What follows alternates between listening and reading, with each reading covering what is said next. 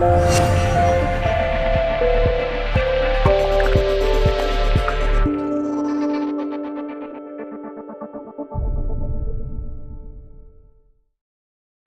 there, this is Anna from Photonify.com. In today's tutorial, I'll be showing you how you can use the adjustment brush in Lightroom to select specific areas of your image and work on those, which will give you a lot of control and improve your overall images compared to if you're just using the sliders here to affect the whole image. So when you open up Lightroom, you'll automatically be in Library, and you just want to select the photo you want to work on and then switch to Develop.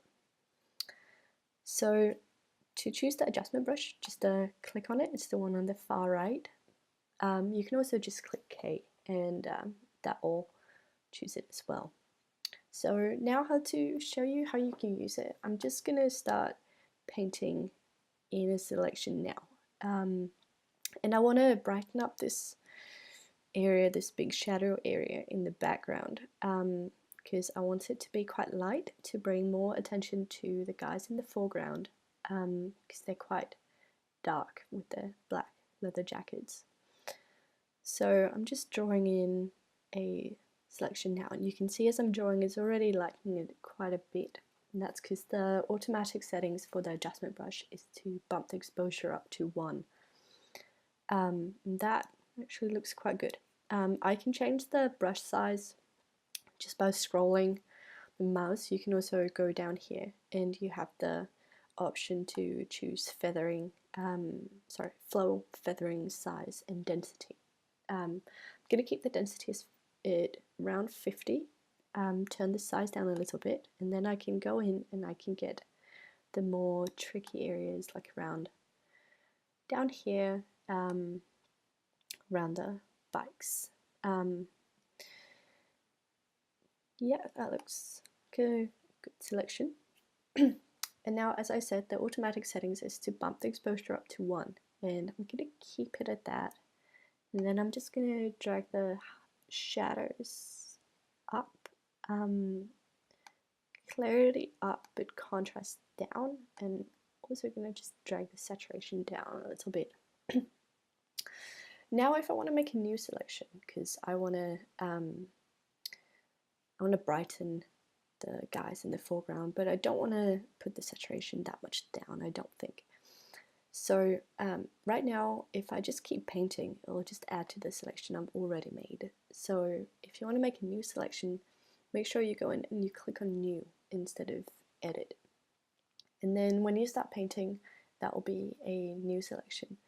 So now I'm going to bring the brush size down a little bit more, and so actually I'm just going to bring it up because I want to get some of the shadow areas here in the foreground, and I'm just going to like roughly avoid the brightest highlights, so like around here the sleeves and the really bright highlights here, and just brighten up some of the shadows. Right. Gonna turn the exposure down just to around there, 0.60. I think is good. Actually gonna drag the highlights down a little bit just to even them out. Gonna drag the shadows and clarity up a bit. So these are slightly different settings, even though I'm still brightening. It's slightly different settings to what I did to this big area in the background,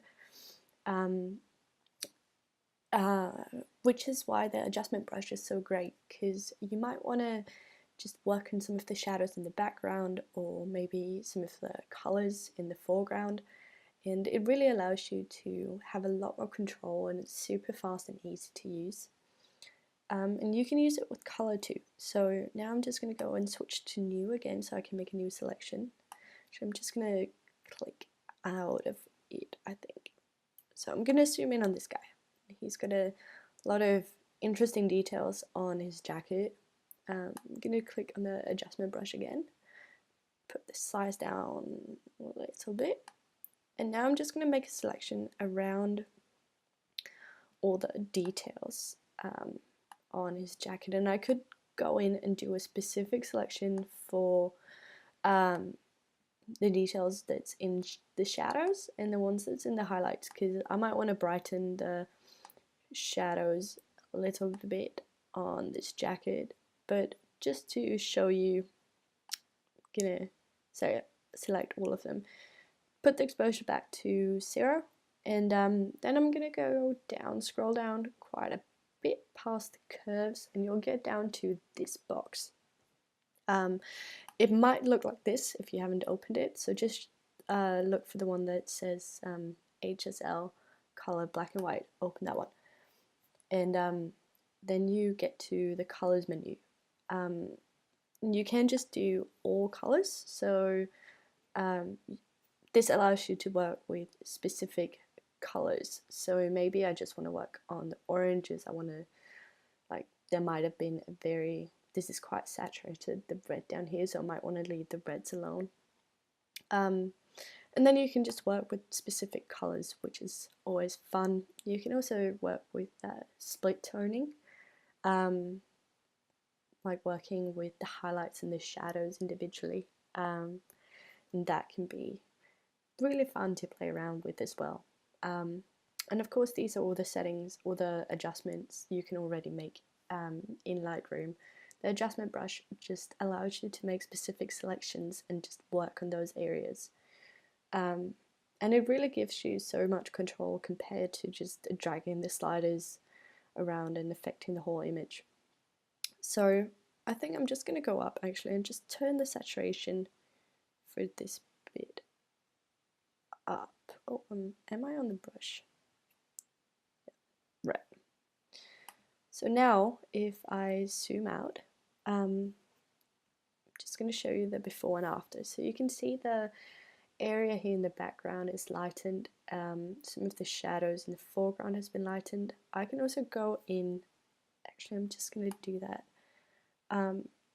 just brighten up the faces, because you can't really see them because it's the light is so sharp. It was taken in the middle of the day, this image. The light is very sharp and there's a lot of shadows, a lot of darkness around the faces. I'm going to keep the exposure at 1. I'm going to take the saturation down a little bit because I think they must have been quite hot. They're blushing a little bit. Turn the clarity and see the shadows up. So, right, that looks good. I'm just going to go out of this so I can show you the before and after. So now you can already see that we've lightened specific areas of the image. We've left this bit up here alone, and brightened the faces without having to brighten the whole area, which we might not want to do. And because you can work with colors as well, you can go in and just select the sky, for example, make a selection around the sky and go down to colors, click on the blue, and then you can change the color of the sky specifically without affecting any of the reds in this bit. So there's already some blue down here, and maybe you just want to leave that alone but change the color of the sky, and that's a really easy and fast way for you to do that. So yeah, that's it. I hope you enjoyed this tutorial. Thanks for watching the video. A link to our website will be in the description below, and make sure to check it out because we've got lots of Lightroom presets and Photoshop goodies that's completely free to download. We also have bundle collections for all types of photography, so that's pretty cool.